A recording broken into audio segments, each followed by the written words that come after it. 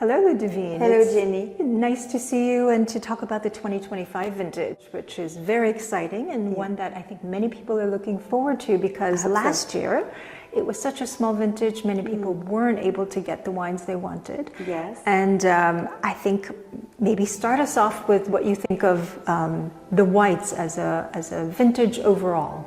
Well, it's as you know, we started to harvest quite early this year, around the end of August.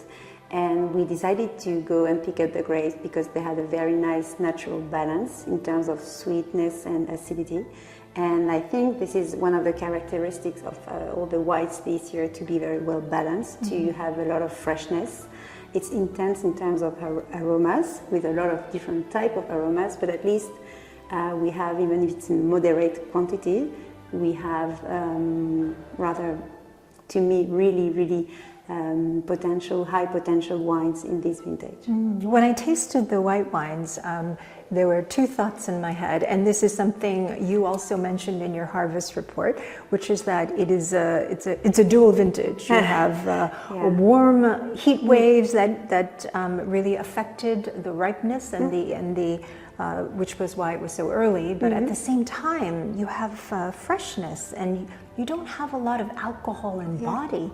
So it is a classical structure, but with the juiciness and ripeness of a warm vintage. And so it's a dichotomy. It is, and that's also why we can also say maybe that 2025 is just very unique, because even for us, even when we saw the grapes, we couldn't really expect to have these kind of two faces in one. In the same vintage, so it's completely true. You completely pointed out what we really feel now.